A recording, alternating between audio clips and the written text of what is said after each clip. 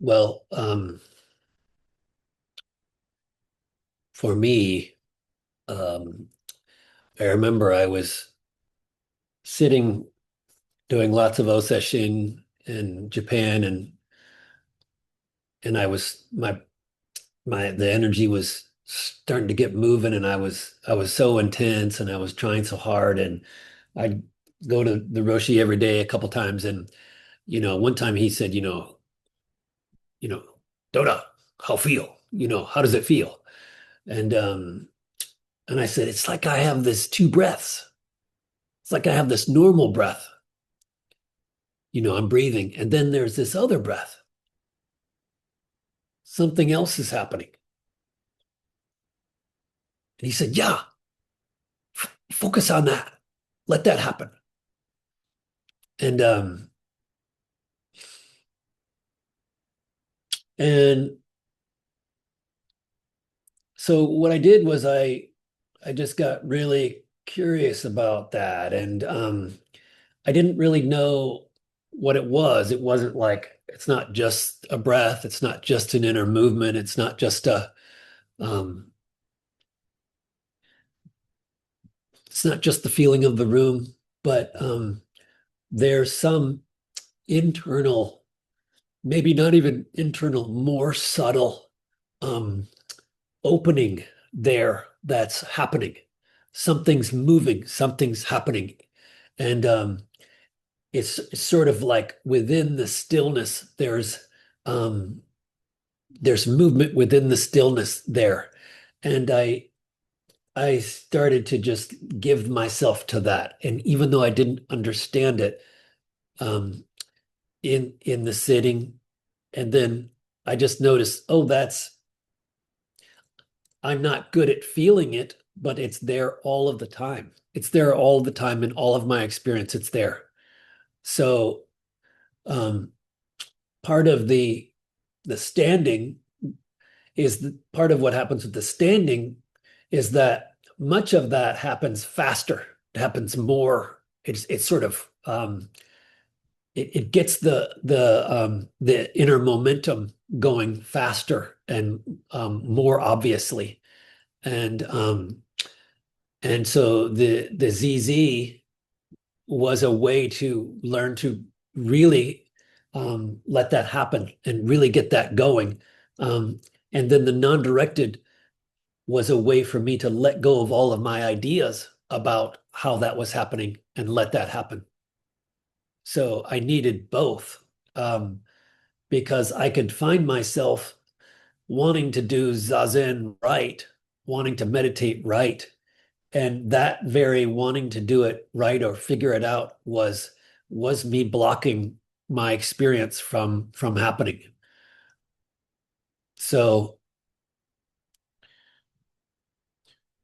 so that second breath, it started to take over more. And also, I don't want to babble too much here, but also what happened for me was I got really sick in the monastery. I had been pushing so much. I had been trying so much, trying so hard, and I literally, like, my body, my whole system really locked up. Like, everything stopped. I hit this real crisis point, and I actually had to be. Everybody knows this story, but I had to go and just lay down in the Dentsu room, in this tatami room, and just lay there for like I think it was 6 weeks or something, a month.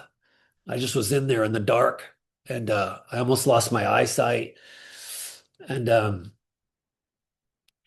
so I had just basically had like I had started to kind of hit reality. Like, I hadn't ever really been feeling reality. I'd been kind of pushing past it, or I'd been not really with reality, and laying there in the dark, just the most pitiful kind of person there.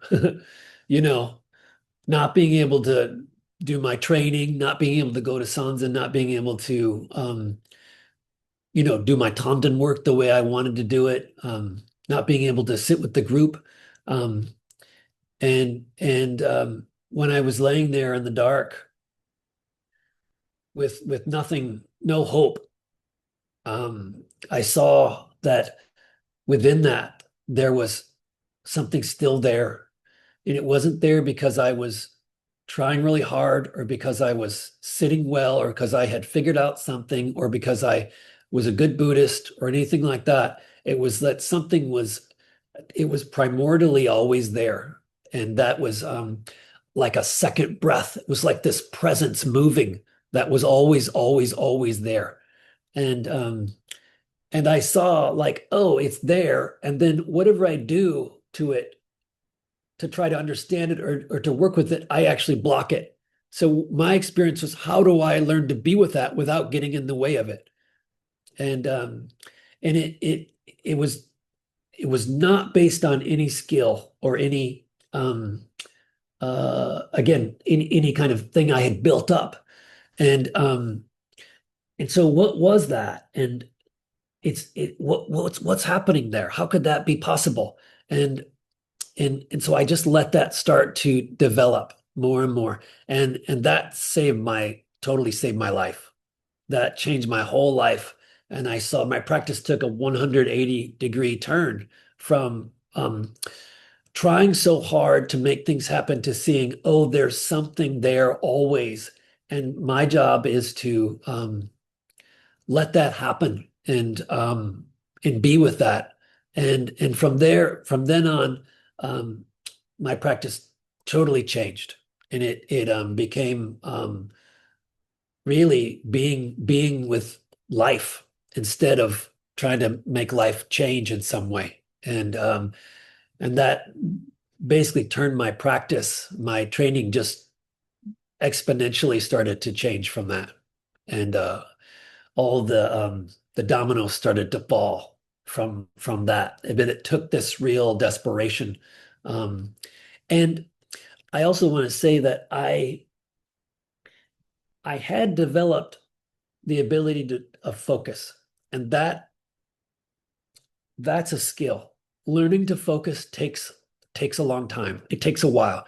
So that's something real that we have to learn to focus. And then when we can really feel what's going on, then we can start to see, oh, there's something really much more interesting going on. So you do need to learn to focus. And people don't know that at first. They can't do that at first. Yeah.